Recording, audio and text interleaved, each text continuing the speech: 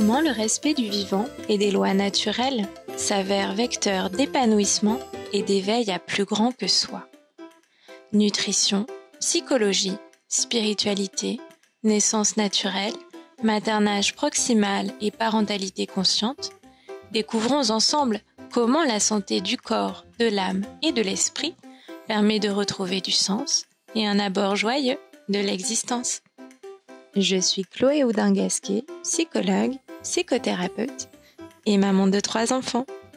Vous écoutez À Cœur Joie, le podcast pour naître et grandir en conscience.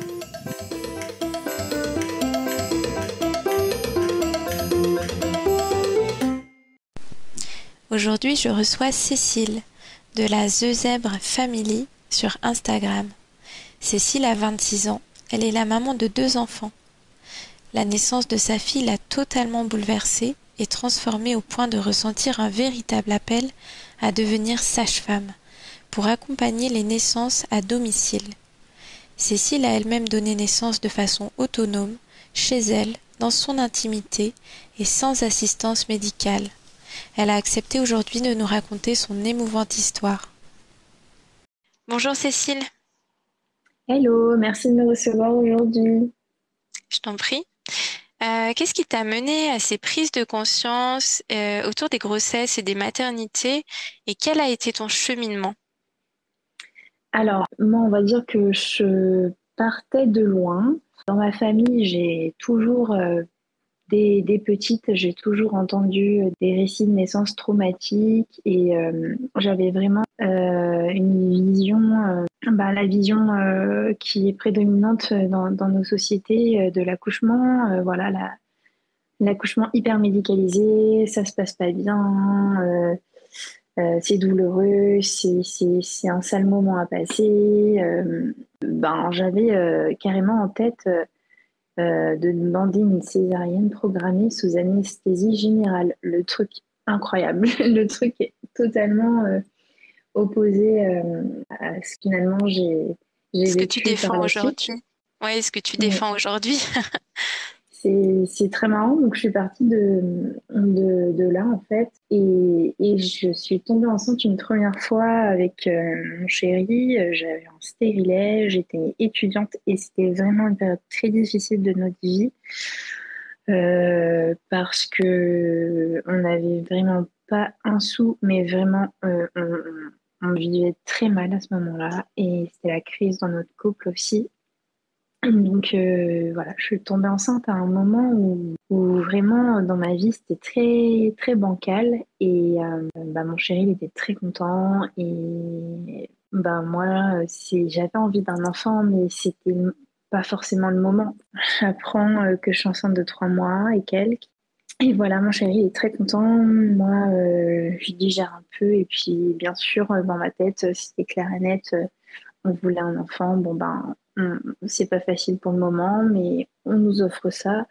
Ok, on va aller de l'avant, on va dire oui à l'aventure et puis voilà. Et en fait, ce qui s'est passé, c'est qu'on a perdu ce bébé.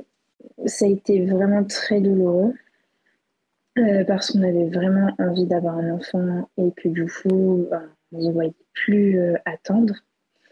Et en même temps, ça m'a amené vraiment à me questionner sur ce que je voulais vraiment et surtout, moi, j'avais pas envie de vivre la grossesse et l'accouchement dans la peur. Je m'étais rendu compte quand même malgré tout de ça. Et je m'étais dit qu'il fallait que je prenne le taureau par les cornes et que voilà que je trouve des solutions pour ne plus avoir peur, parce que j'avais pas envie de passer 9 mois totalement flippée de vivre un truc inconnu. Qui me terrorisait et enfin c'était pas possible et mon chéri il m'envoie une vidéo d'une maman qui donne naissance dans l'eau et là ça a été vraiment un univers qui s'est proposé à moi et il m'a dit oh là là mais c'est trop bien, j'ai trop envie que notre bébé il naisse comme ça, c'est tellement paisible, c'est tellement tellement naturel et dans ma tête, en fait, j'avais vraiment, je partais de zéro, j'avais aucune connaissance sur la grossesse et sur l'accouchement. Et ça m'a vraiment amenée à me questionner. Et je me suis dit, waouh, mais on peut accoucher dans l'eau, on peut accoucher chez soi. On n'a pas besoin forcément d'être à l'hôpital, dans un environnement où on nous dit quoi faire, où on n'est même pas... on porte une blouse, là, les blouses d'hôpitaux qui sont horribles. Moi, ça, c'est ma hantise. Voilà, j'ai découvert quelque chose qui m'était inconnu. Et à partir de là, j'ai commencé à beaucoup, beaucoup me renseigner toute la journée, toute la journée. À ce moment-là, je travaillais dans un collège, j'étais surveillante. Bah, du coup, pendant les permes, pendant les moments de creux, je lisais, je me renseignais, j'échangeais avec des mamans, j'avais intégré des groupes Facebook qui parlaient maternage, proximal, qui parlaient allaitement, naissance à la maison. Et je lisais beaucoup, je regardais aussi des documentaires. Comme je partais vraiment avec cette peur de l'accouchement, euh, j'ai vraiment tout détricoté. J'ai vraiment bien travaillé pour comprendre de A à Z la physiologie de la naissance, le système tel qu'il est actuellement, mais aussi tout le côté culturel, historique. C'était vraiment, vraiment évident et clair comme de l'eau de roche.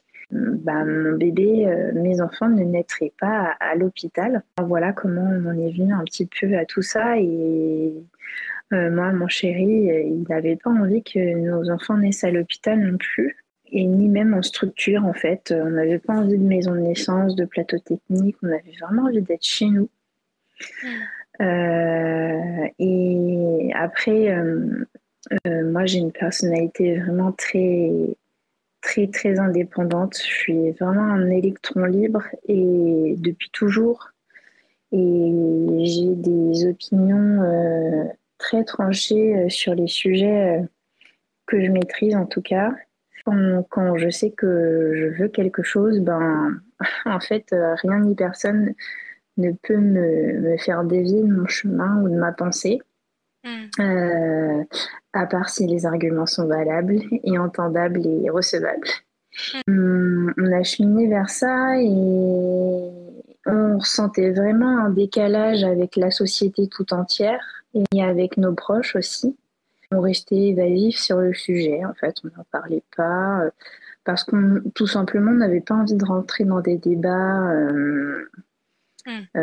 sur ce sujet parce que c'est vraiment très clivant et en fait, j'avais pas envie de mettre mon énergie là-dedans et j'avais surtout pas envie de me faire assaillir de remarques, réflexions. La peur des autres. Oui, des peurs des autres, en fait. Tout ça, ça m'intéressait pas. Et alors, j'étais aussi très jeune à ce moment, enfin, très jeune, jeune. J'avais 21 ans. Donc, dans la tête des gens, à 21 ans, on est encore un adolescent. Et j'ai toujours été très mature. À 16 ans, je me sentais déjà prête à avoir un enfant. Et voilà, aussi, il y avait ce côté, on n'avait pas envie d'être infantilisé. Donc, on ne parlait pas en fait de ce projet. On était hyper ancrés dans le truc. Mon chéri il m'a toujours suivi sur le projet et ça l'intéressait aussi. On discutait beaucoup, on se partageait des petites anecdotes ou des réflexions. C'était vraiment un projet à deux en fait. Et du coup, tu as vécu donc deux accouchements libres. Est-ce que tu peux nous expliquer de quoi il s'agit? Pour ma fille, on avait eu un suivi avec une sage-femme AAD. Donc, AAD, ça signifie accouchement accompagné ou assisté à domicile. Euh, et donc, il y a une poignée de sages-femmes en France qui accompagnent les naissances à la maison. C'est une pratique légale, mais peu répandue, peu connue et peu reconnue par les pairs, par les autres sages-femmes et autres professionnels de la périnatalité. Ouais. Et nous, on a cette chance d'habiter en région Île-de-France, donc forcément, comme pour tout, on a un meilleur accès à tout. Donc on a facilement trouvé une sage-femme. Donc on a fait notre suivi avec elle et c'était cette personne qui devait être là pour le jour de la naissance. J'ai donné naissance avant qu'elle arrive. Ça a été très intense et assez rapide. Et donc, elle est arrivée après que ma fille soit née. Mais j'avais quand même senti vers la fin de la grossesse que j'avais vraiment cette envie de donner naissance seule, en fait, que je voulais vraiment ne pas être observée. Et, et je sentais vraiment au fond de moi que finalement, c'était ça le scénario qui allait se produire. Et bah, ça s'est produit. Et pour la deuxième, donc pour le deuxième accouchement, je suis partie direct sur l'idée d'une grossesse libre et d'une naissance libre. Donc ça veut dire que moi, j'ai décidé ce que je voulais réaliser en termes d'examen, de traitement ou autre pour moi. Donc, durant la grossesse de mon fils, j'ai décidé de faire l'échographie du deuxième trimestre seulement. Et j'ai fait deux prises de sang, une au début de la grossesse pour savoir un petit peu où j'en étais. Voilà, faire un petit bilan. Et j'en ai fait une autre en fin de grossesse aussi.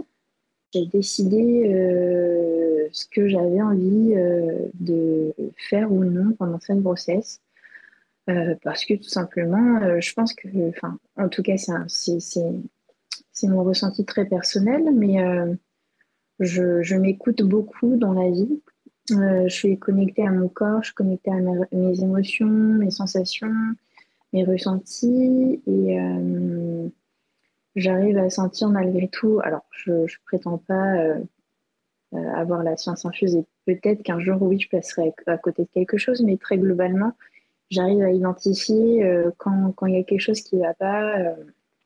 Et voilà, et je réagis en fonction. Voilà, j'étais très connectée à mon corps, à mon bébé, et j'ai pas ressenti le besoin d'aller plus loin et de faire plus d'examens. Donc bien sûr, oui, on n'est pas à l'abri de quoi que ce soit, mais moi, en fait, c'était vraiment ce qui était aligné avec moi à ce moment-là. Et on s'est préparé pour une naissance libre. Donc, du coup, mon chéri et moi. Lui, comme d'habitude, hyper détente, hyper confiant. En fait, pour mon chéri, la naissance, c'est pas un big deal, c'est pas une grosse affaire. C'est juste la naissance, en fait. C'est à la fois extraordinaire et à la fois très banal et très simple et très puissant à la fois. Et donc, lui, comme d'habitude, il a lu mes petits post-it 3 heures, même pas avant que je donne naissance. Euh, alors que je lui avais dit pendant toute la grossesse de le faire. Ça m'agaçait un peu, mais avec du recul, je me dis que c'est trop bien parce que ça veut vraiment dire qu'il n'est pas stressé, il n'est pas anxieux à propos du truc. Donc, à chaque fois, je mets des petits post-it avec ce que j'ai envie qu'on fasse ou non. Donc là, j'avais écrit en gros, ne me parlez pas, laissez-moi tranquille.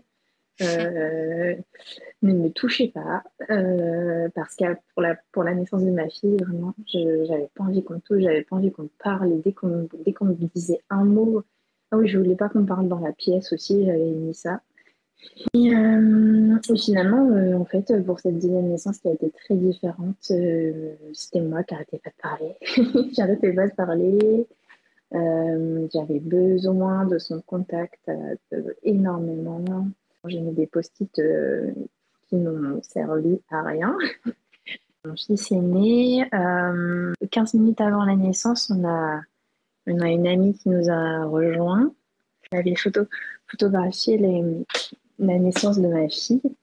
J'avais envie qu'elle vienne immortaliser la naissance de mon fils. Et comme je sais que voilà, elle est habituée aux naissances à la maison, je sais qu'elle arrive vraiment à se positionner avec justesse. Et comme aussi je la connais, que c'est mon amie, j'étais OK avec sa présence. J'ai hésité jusqu'à 6 mois de grossesse et puis tout d'un coup, en fait, j'ai senti que c'était OK. Parce que voilà, c'est quand même particulier de faire rentrer quelqu'un dans un espace de naissance.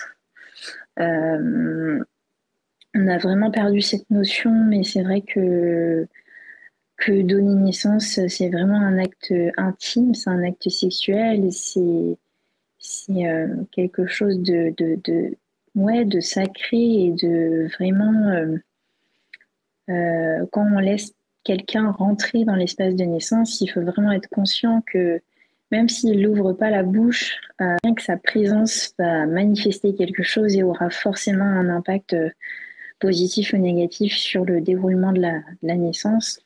C'était vraiment important qu'elle soit au clair avec le fait que c'était une naissance non assistée. Voilà, qu'est-ce que oui, du coup la question c'était qu'est-ce que c'est une naissance libre. Eh bien, en tout cas moi c'est la définition que j'en fais. C'est voilà donner naissance en dehors de toute présence d'autorité médicale, professionnelle ou autre, et prendre la responsabilité de son enfantement et accepter de plonger à 100% dans l'expérience, peu importe en fait l'issue. Quand je parle d'issue, enfin, c'est peut-être pas approprié, mais peu importe en fait ce qu'on va vivre, parce que on ne sait jamais vraiment ce qu'on va rencontrer quand on donne naissance. On ne sait pas quelle part de nous-mêmes on va rencontrer, on ne sait pas quelles sensations, quelles émotions on va rencontrer.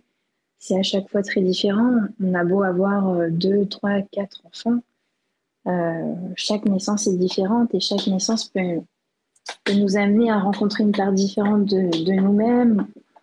En fait, c'est vraiment un spectre très large de ce qu'on peut vivre quand on donne naissance de façon non perturbée, voilà, qu'on est vraiment libre.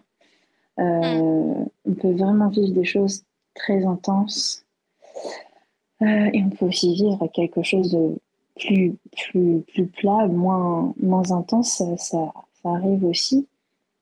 Et voilà, il n'y a pas de notion de bon ou de mauvais, de mieux ou de moins bon. C'est juste comme ça, on vit ce qu'on doit vivre à l'instant T. Et si on accepte de plonger vers cet inconnu, ben ça peut vraiment nous permettre de découvrir une part de nous-mêmes et peut-être aussi une part d'une histoire de la vie. Donc voilà. Et qu'est-ce que tu as appris justement sur toi en devenant maman? En quoi ces naissances et libre et ce début de maternité t'a transformée? Eh bien, je me suis vraiment rendu compte que je m'étais bridée à tous les points de vue pendant 21 ans et que j'avais jamais été vraiment moi-même. Que j'avais toujours, même si dans mon entourage, on me laissait vraiment la liberté d'être qui j'étais, je m'y autorisais pas à 100%. Et la naissance de ma fille, j'ai vraiment vécu comme un rite initiatique. Vraiment, j'ai transitionné en fait de petite fille à mère, à femme. La naissance de ma fille, elle a été vraiment, vraiment, vraiment intense parce que je me répétais vraiment pendant sa grossesse que, en fait, pour l'accouchement à domicile, pour ce projet-là, j'acceptais de plonger dans toute l'expérience de la naissance, peu importe ce qui allait se présenter à moi. Et en fait, je crois que je m'attendais même pas à ça parce que j'ai été projetée dans une telle intensité. J'ai pas du tout identifié dans la journée que j'étais en travail. Et donc, quand je me suis couchée le soir, euh, tout de suite, j'ai été réveillée en sursaut. J'ai directement commencé à pousser. Mon corps, en fait, a commencé à pousser. Donc, j'ai pas eu la phase où tout doucement, je sentais des contractions qui s'installaient. J'ai directement poussé et ça a été très intense et j'ai poussé pendant 2 heures. Et comme on était seuls et que il était tard, enfin, on était hyper fatigués, c'était dans la nuit et ça a été vraiment une expérience qui m'a poussée dans les retranchements, dans ma, en fait, vraiment, j'ai plongé dans un truc. Ah ouais, c'était vraiment, j'étais en mode animal. C'était vraiment, c'était quelque chose qui m'a transcendée et j'ai même vécu en fait ce qu'on appelle une décorporation. En fait, je suis sortie de mon corps à un moment donné parce que les sensations étaient tellement extrêmes. J'étais totalement fragmentée. Je suis sortie de mon corps. Ça a été une expérience vraiment très puissante. Alors, je pense que beaucoup de personnes ne pourront pas croire une seconde à ça et ne pourront pas, peut-être pas juste l'envisager, mais je suis arrivée dans l'espace et euh, j'ai vu ma fille. Et c'est à ce moment-là, en fait, qu'après, sa tête est sortie. Et j'ai appris par la suite que quand on vit des expériences très intenses qui nous poussent dans nos capacités d'être humain, qui repoussent nos limites, qui repoussent les limites de la conscience, de la douleur, voilà, des expériences très extrêmes, on peut sécréter de la diméthyltryptamine, il me semble que ça se dit comme ça, DMT. Et c'est une hormone qui peut nous amener à vivre ce genre de choses vraiment. Bah, c'est une substance en fait qui nous fait triper. Et Ouais. j'ai vécu ça et ça m'a vraiment transformée parce que je pense que quand on vit quelque chose de ce type, il y a un avant et il y a un après. Et c'est vraiment ce que j'ai ressenti. La naissance de ma fille, elle m'a vraiment donné conscience de la nécessité d'être soi-même parce qu'on n'a qu'une vie ici, là, maintenant, tout de suite et qu'il faut en profiter. Et que j'avais pas envie en fait de perdre du temps à faire plaisir à qui que ce soit et que j'avais juste besoin et envie d'être moi-même. J'ai pris conscience de la puissance des femmes et ça m'a totalement bouleversée. Je, En fait, je Ouais. m'imaginais pas ce qu'on pouvait vivre en tant que femme, à se laisser traverser par le corps d'un bébé et tout ce que ça implique en termes de sensations, en termes de courage, en termes de s'offrir au monde, de s'offrir à son bébé. Enfin, j'ai été totalement bouleversée par ce truc-là et j'ai mis longtemps à atterrir après cet accouchement parce que c'est comme si vraiment, mais c'est ce que j'ai ressenti, je l'ai pas ressenti après la naissance de mon fils. J'ai l'impression que ce que j'ai vécu avec ce trip où je suis sortie de mon corps, c'est comme si j'avais pris une dose de drogue et après j'avais eu un syndrome de manque. Et c'était terrible. J'avais vraiment cette sensation de manque et ça a été dur à vivre pendant les premiers jours. Donc voilà, ça a été, ouais, j'ai vraiment découvert quelque chose de très puissant et qui Mm. m'a fait prendre conscience de plein de choses et ça a vraiment ouvert une porte en moi par la suite parce que j'ai commencé à m'intéresser à tout et j'ai vraiment cette impression que qu'avant d'avoir donné naissance, je voyais en noir et blanc et que maintenant je vois en couleur. Quand je retrace un peu le fil, bah, je me rends compte que c'est vraiment le cas. Parce qu'avant d'avoir donné naissance à ma fille, je connaissais rien. Alors, je prétends pas connaître tout aujourd'hui au monde et à l'univers et à ses mystères. Et je me renseigne, j'apprends beaucoup plus. J'ai un goût à la vie que j'avais pas avant. Ça m'a totalement totalement transformée. J'aurais jamais imaginé que ça puisse avoir cet effet-là, mais c'est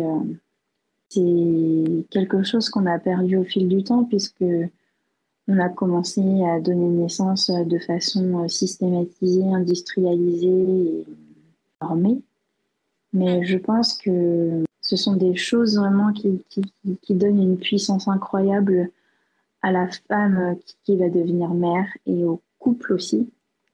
Parce que je pense très sincèrement que si on n'avait pas vécu cette expérience, on se serait séparés. Parce que il faut vraiment beaucoup d'amour, beaucoup de confiance, beaucoup de tout en fait pour résister aux premières semaines, aux premiers mois avec un bébé et surtout avec un bébé qui pleure tout le temps, qui a des besoins euh, énormes, intenses. Et ouais, ça nous a beaucoup soudés parce qu'en fait, moi, je me suis directement dit après cette naissance, mais c'est vraiment, je crois qu'une des premières réflexions que je me suis faite, je me suis dit, maintenant que j'ai vécu ça, c'est bon, j'ai touché un truc du doigt, mais je peux même pas le déterminer tellement c'est incroyable. Et je me suis fait la réflexion en me disant, c'est bon, maintenant que j'ai vécu ça, je peux mourir maintenant, c'est pas grave, je mourrai en paix. Ça m'a vraiment, vraiment transformée. La personne que je suis aujourd'hui, euh, ben, c'est pas du tout la Cécile que j'étais il y a... Enfin, pas du tout. Je reste... j'ai pas changé du tout au tout, mais ouais, ça m'a vraiment... ça m'a fait découvrir de nouvelles Une facettes de expérience moi. Et... transformatrice. Ouais, ouais, je me suis vraiment pour la première fois sentie vraiment connectée à l'humanité tout entière. Et j'ai ressenti ouais, cette sensation d'union et d'amour. Mm. C'était ouais, très, très beau, très puissant. Et on en viendra peut-être après dans les questions qui vont suivre, mais je pense que cette expérience, je l'ai vécue pour une raison. Et c'est ce qui m'a mené en fait finalement à découvrir peut-être ce pourquoi j'étais venue sur Terre. Et du coup, tu as choisi d'en faire ton métier, donc sage-femme, mais à domicile. Je crois que vous êtes une centaine seulement en France. Donc, tu souhaites vraiment accompagner les femmes hors circuit normé à l'hôpital, quoi. Et ouais, du coup, donc suite à la naissance de ma fille, quelques semaines après, en fait, cette naissance, elle a ouvert aussi en moi. Je sais que ça va paraître très perché pour beaucoup de gens, mais maintenant, moi, j'ai aucun souci avec ça parce que mes expériences de vie m'ont vraiment amené à comprendre qu'il y avait autre chose que ce qu'on voit avec les yeux et, et autre chose que ce qu'on ressent avec nos Non. cinq sens Mhm. conventionnels. Mais j'ai vraiment reçu le message qu'il fallait que je devienne sage-femme.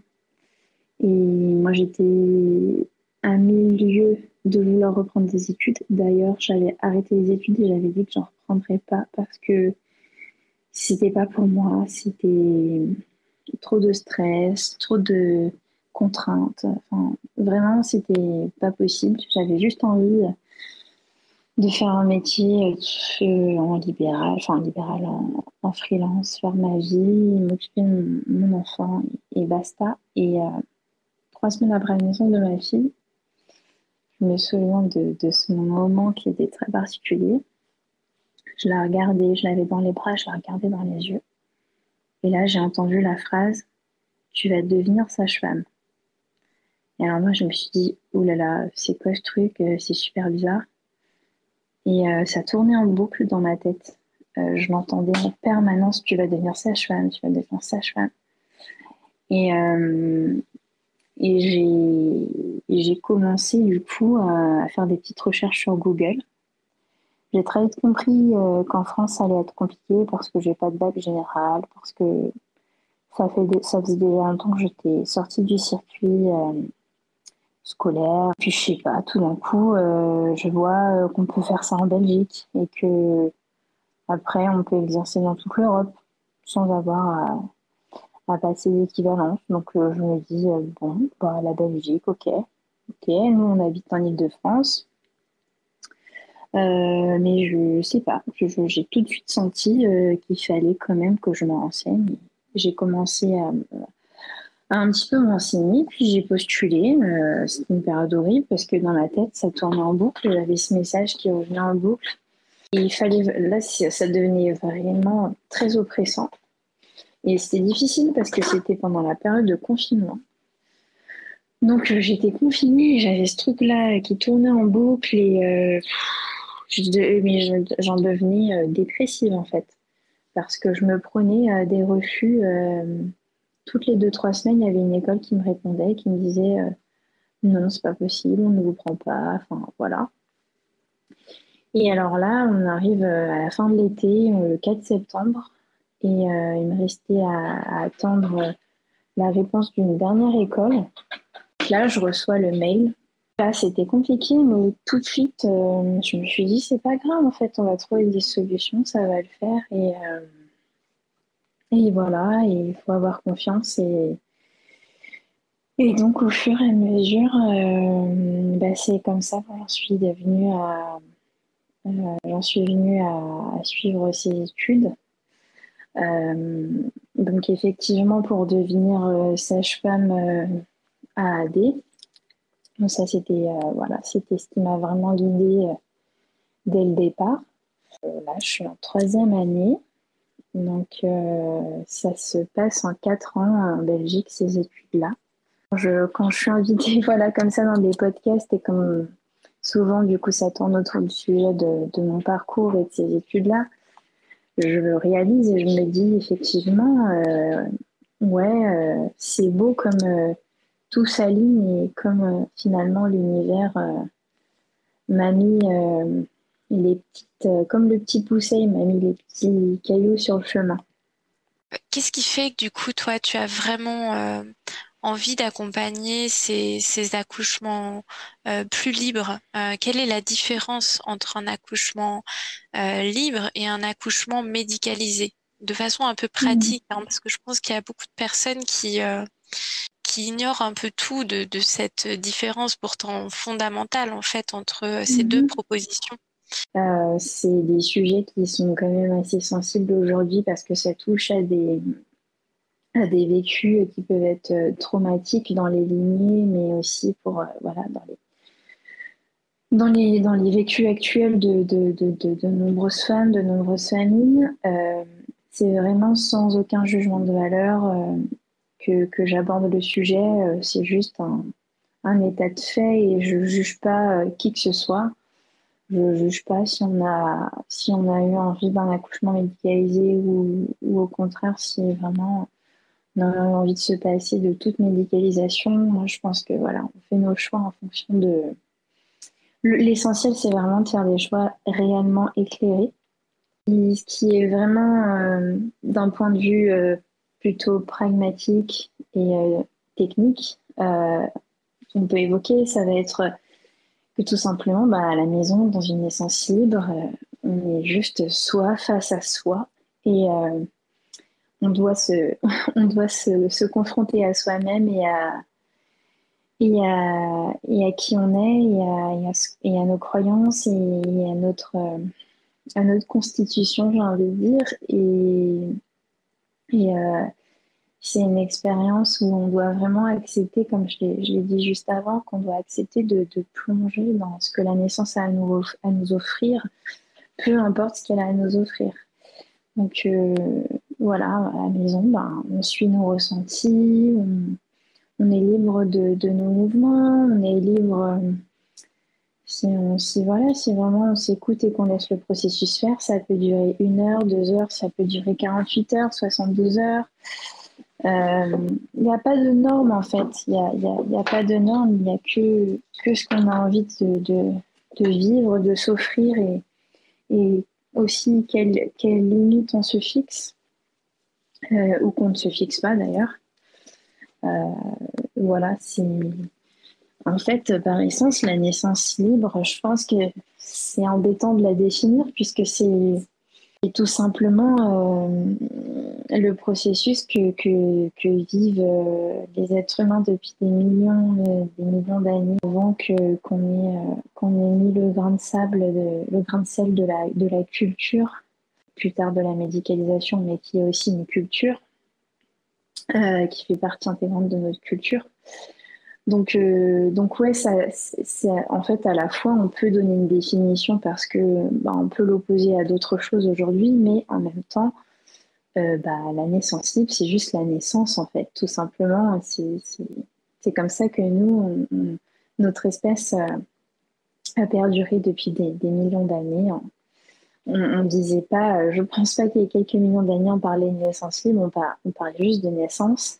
Hmm. Aujourd'hui, on parle de naissance libre tout simplement parce qu'il y a des naissances qui ne le sont pas. Et encore, j'ai envie de dire, la question elle est vraiment beaucoup plus complexe que liberté ou non-liberté, puisque la naissance, comme tous les sujets de nos petites vies d'humains, elle est culturelle, elle est politique.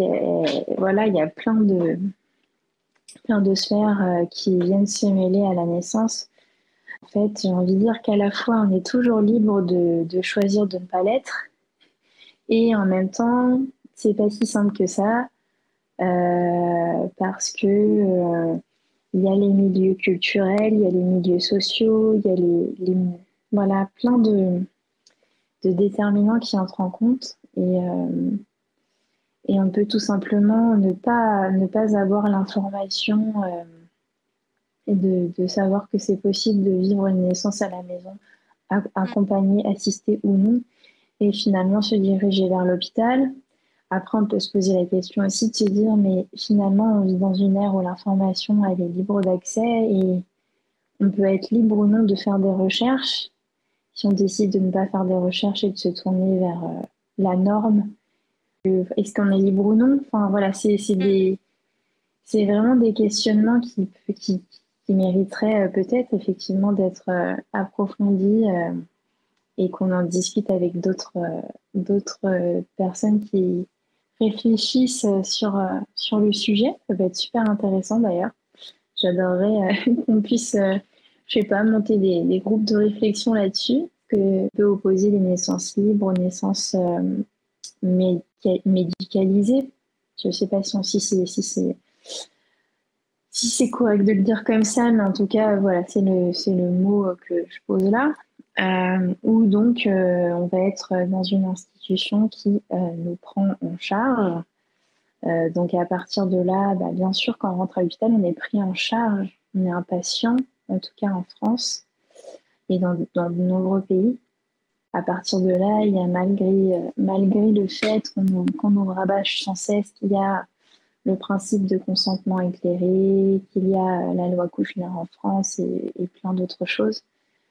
La réalité, elle est beaucoup plus complexe que ça parce que il y a la culture, encore une fois, qui a un poids énorme. Et, la blouse blanche a vraiment un pouvoir inconscient et conscient très puissant sur les personnes. Finalement, quand on met le pied à l'hôpital, la plupart du temps, on donne notre confiance, on se donne tout entier au corps médical qui est le corps sachant. Si on n'a pas envie de se soumettre, mais qu'on va à l'hôpital parce malgré tout, des fois, on en a besoin, et bien, dans quelle mesure on peut accepter telle ou telle chose, faire des concessions ou ne pas aussi être respecté ou entendu parce que des fois les choses sont faites sans notre consentement, hein, finalement ça peut arriver aussi. Et, euh, et puis des fois les consentements sont obtenus de façon malhonnête et déguisée. On peut avoir envie d'être libre et malgré tout se rendre à l'hôpital parce que on n'est pas encore prêt, on n'a pas encore déconstruit assez et qu'on se sent pas assez en sécurité à l'idée d'être seul ou d'être en AAD. Voilà, je pense que en fait, l'idéal, ce serait qu'on puisse malgré tout à l'hôpital avoir un corps médical, un corps soignant qui finalement laisse, laisse la liberté aux femmes de faire réellement leur choix. Mais la réalité du terrain, c'est qu'il y a des protocoles, c'est qu'il y a l'aspect médico-légal, voilà, qu'il y a tous ces trucs qui entrent en compte et que ce sont deux conceptions de besoins qui se rencontrent pas forcément en fait. C'est deux vécus totalement parallèles qui se rencontrent pas toujours. Et il y a vraiment, je pense, un décalage en fait et une inadéquation entre ce que les femmes manifestent et ce qu'elles ont envie de vivre et les pratiques médicales et hospitalières aujourd'hui.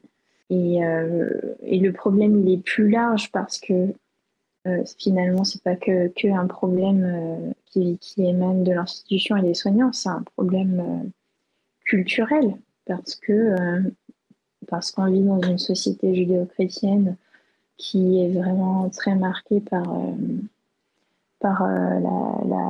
la phrase tu enfanteras dans la douleur, que ça c'est très marqué, que les récits et les représentations de l'accouchement ils font vraiment peur. C'est comme si la femme devait porter ce fardeau de vivre une naissance dans la douleur, dans la contrainte, dans la soumission et dans la peur. Moi, je pense que si on fait un petit, on fait un petit panel je sais pas, de séquences d'accouchement dans les films, dans les séries actuelles, on verra bien que souvent on voit des femmes à qui on dit allez-y, poussez, madame. Des femmes qui hurlent, des femmes qui souffrent, qui sont dans des postures de soumission, de douleur. Et ça, c'est des choses qui s'ancrent de façon très pernicieuse, en fait. Ouais, ça s'ancre tout doucement au fur et à mesure. Et plus c'est martelé, plus c'est difficile à déconstruire. Si bien que du coup, maintenant, on nous propose systématiquement l'accouchement sous péridurale. Ouais, mais la péridurale, c'est encore un vaste sujet. Je pense que c'est à la fois une avancée pour les femmes, pour certaines femmes, et à la fois un outil déguisé de soumission à nouveau. En tout cas, en France, on est dans un pays où c'est un peu particulier. Bon, il y a d'autres pays où c'est le cas aussi, mais on est dans un pays où j'ai plus le chiffre exact, mais je crois que ça tourne autour des 75-80% des femmes qui donnent naissance sous péridurale. Tandis que dans d'autres pays, en fait, la péridurale, c'est vraiment sous indication médicale et c'est vraiment considéré à juste titre comme une intervention d'anesthésie qui n'est pas sans conséquences, Mm. sans effet secondaire et qui nécessite vraiment une indication précise et qui n'est pas un geste routinier comme c'est le cas ici en France. Le sujet de la naissance, c'est un sujet qui est à l'intersection de beaucoup de choses. Et alors, se renseigner, comme je l'ai dit, c'est à la portée de tous et en même temps, c'est pas vrai. Quand on vient d'un milieu socioculturel très défavorisé ou alors quand nos besoins et voilà, quand on doit juste essayer de survivre un peu chaque jour et quand notre attention et notre énergie, elle est concentrée sur des besoins beaucoup plus basiques et primaires, on va pas forcément avoir ce réflexe d'aller se renseigner et c'est là ce sont ces personnes-là qui vivent le plus la violence institutionnelle, la violence médicale pendant leur grossesse et leurs accouchements et même dans leur maternité, dans leur parentalité. Parce que finalement, c'est la double peine. C'est si tu ne vas pas chercher l'information, si tu es dans un milieu socioculturel défavorisé, ben, tu reçois vraiment peu de considération de la plupart des professionnels et de l'institution. Et tu fais partie de ceux qui se renseignent le moins. Donc voilà, c'est là où il y a quand même malheureusement certaines limites. C'est que bah oui, pour s'informer, il faut déjà savoir qu'on peut s'informer et avoir cette habitude Ouais. d'aller faire ses recherches. Moi, voilà, j'ai vraiment cette habitude depuis toute petite d'aller questionner, d'aller fouiller, d'avoir un esprit critique, mais tout le monde ne l'a pas, et c'est sans jugement de valeur que je le dis.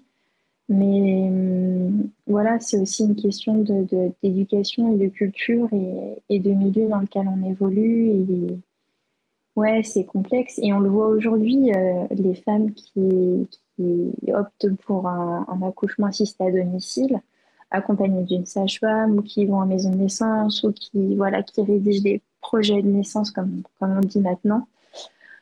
Ce sont majoritairement des femmes issues de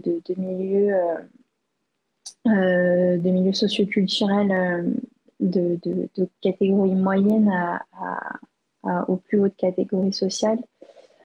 Là, tu es en stage à l'hôpital, donc dans le cadre de ta formation, quel Mhm. constat tu y fais concernant l'accompagnement à la naissance qui doit être bien éloigné de ce que tu souhaites proposer quand tu seras diplômé? Mm.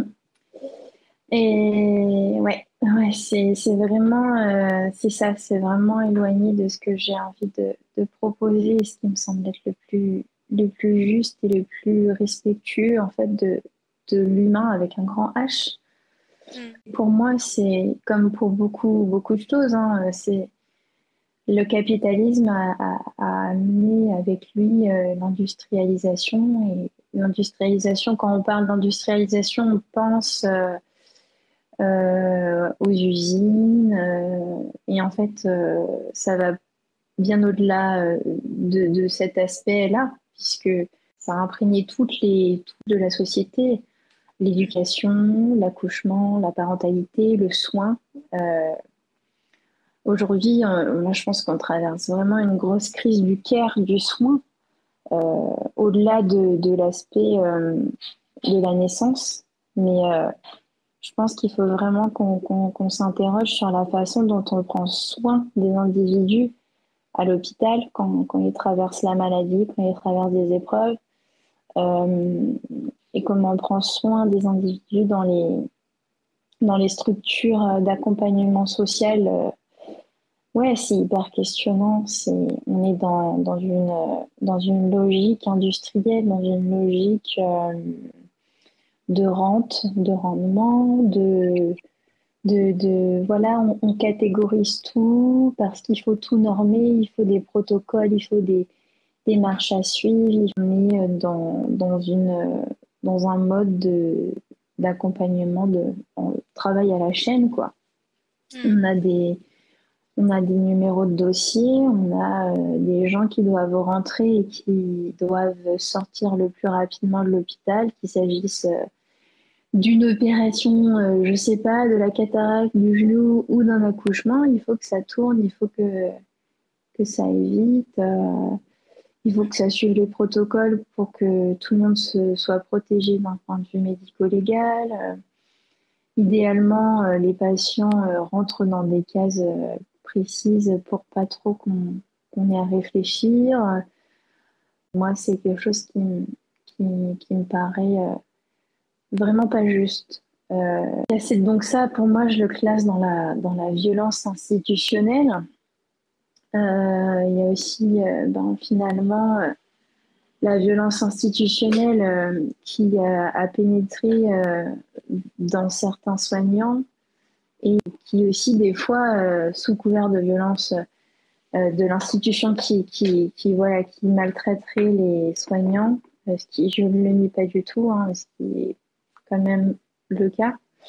Il y a aussi des soignants qui se servent de cet argument pour, euh, pour ne plus respecter ou ne pas respecter, parce qu'il y en a qui n'ont jamais respecté les patients, à mon avis. Mais bon, je comprends pas trop du coup pourquoi on se dirige vers ce type de métier quand on sait qu'il y a plein d'autres métiers. Voilà. Pour moi, quand dans l'accompagnement, dans le soin, c'est que ça doit vibrer à l'intérieur, ça doit pas être une contrainte, ça doit être fait avec le cœur.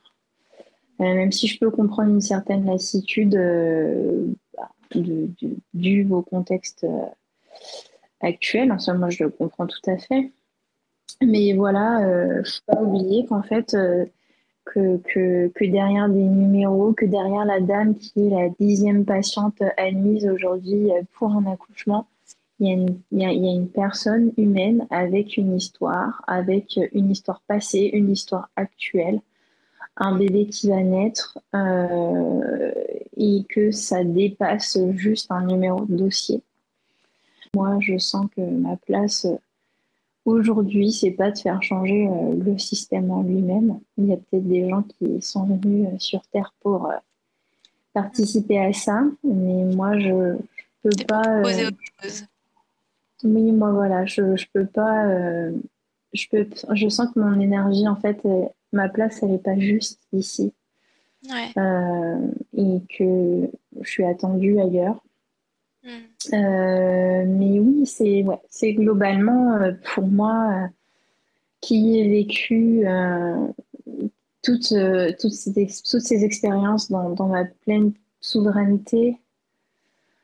C'est parfois difficile de voir ce qui est pratiqué et on voit vraiment l'objectif qu'il y a derrière tout ce que je vis, c'est de me dire que je vais pouvoir proposer autre chose aux familles et que pour ça, j'ai choisi de suivre les études conventionnelles et malgré tout de m'intégrer dans le système parce que j'ai pas choisi d'être une sage-femme.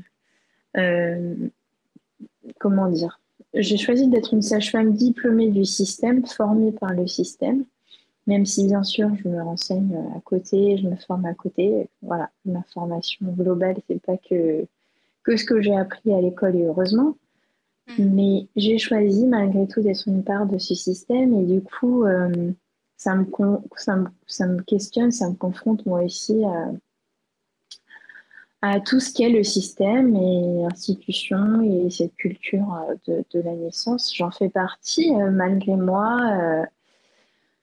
Donc voilà, je pense qu'il faut aussi que je me laisse le temps de décanter les choses, mais effectivement, pour moi, le système actuellement, pour moi en tant qu'individu qui ai vécu ce que j'ai vécu, il est très violent, très très violent. Mm. Et qu'est-ce que tu aurais envie de dire à des femmes enceintes peut-être qui nous écouteraient là? Et ben, vraiment, ce qui est important, je pense, en tout cas, moi, c'est ce que j'aurais envie de transmettre aux femmes qui feront appel à moi, c'est vraiment de faire un travail d'introspection pour vraiment comprendre quels sont leurs besoins et leurs aspirations profondes au sujet de la grossesse, de l'accouchement, de la maternité, de la parentalité. Euh, Qu'est-ce que j'attends de ces expériences ou qu'est-ce que je n'attends pas ou comment je me positionne vraiment, vraiment faire un travail d'introspection pour moi c'est essentiel pour savoir se positionner et affirmer ses choix. Parce qu'en fait, c'est des moments de vie où si on n'affirme pas nos choix, on peut très vite être amené à subir et c'est pas toujours très rose de subir dans ce domaine-là parce que ça va toucher à des choses très, très sensibles, très profondes qui vraiment qui forment notre identité et ouais, qui touchent le corps et qui touchent l'histoire familiale et l'histoire personnelle des individus. Et Donc, ça peut impacter la suite aussi. la suite de la parentalité, du lien mère-enfant, Oui, parent-enfant. c'est ça. Ouais. Ouais. La Ah suite ouais, tout à fait. en postpartum, les liens Ah bah, tout à d'attachement au fait. bébé. Ah, mais tout ça, c'est un continuum, c'est interconnecté. C'est sûr que l'expérience de grossesse, l'expérience d'accouchement, a forcément un impact sur le lien d'attachement. Et voilà, encore une fois, il n'y a pas de notion de bien, de mauvais. J'ai vécu ça, qu'est-ce que je fais avec ça maintenant? Qu'est-ce que je fais avec ça? Qu'est-ce que je peux faire pour évoluer, pour ne plus être dans cette situation qui m'est inconfortable? Euh, mais c'est vrai que Mais c'est si on peut mieux. éviter, Et oui, c'est ça, si on hein, peut éviter, c'est ça exactement. Mm, C'est pour ça que, encore une fois, c'est là que c'est important de se renseigner, de mm, s'entourer. Moi, oui, s'il y a quelque chose que je dirais aussi aux mamans, c'est de s'entourer de personnes avec qui on se sent connecté, dont les façons de voir les choses résonnent en nous. Si vous avez envie d'allaiter, mais rapprochez-vous de mamans allaitantes, rapprochez-vous d'associations de soutien à l'allaitement maternel, rapprochez-vous de groupes de parole de mamans, rapprochez-vous de groupes de mamans sur les groupes Facebook, enfin, mm. sur les communautés Instagram, partout maintenant, avec les réseaux, on a vraiment l'opportunité de créer du lien. Et ça, c'est vraiment précieux parce que finalement, la transmission de grand-mère à petite fille et de mère à fille, c'est perdu. Mm. Et que maintenant, nous, on est un peu paumés et si on ne se renseigne pas, on va très vite suivre l'intérêt des grands groupes industriels de la puériculture, des PCN, des laits en poudre, des laits maternisés. Enfin, voilà, c'est important ouais, de se rencontrer, de se renseigner, de se rencontrer en tant que future maman, en tant que maman, et puis en tant que parent aussi, parce que les papas, c'est vraiment les grands absents du débat. Pour plein de raisons, encore une fois. Ça mériterait peut-être un épisode de podcast entier, Mm. ouais, non, c'est se rapprocher de communautés ou de personnes avec qui on vivra, on partage des valeurs. Ouais, c'est ça. Écoute, merci beaucoup Cécile pour ton témoignage qui, je l'espère, permettra à d'autres femmes d'interroger la façon dont elles veulent donner naissance et de comprendre peut-être qu'on peut s'affranchir des injonctions, même médicales. Merci beaucoup Cécile. Merci à toi, merci de m'avoir offert cet espace de parole. Si vous avez aimé cet épisode, n'oubliez pas de le liker et de vous abonner à la chaîne YouTube du podcast À cœur joie. Merci beaucoup de votre écoute et prenez bien soin de vous.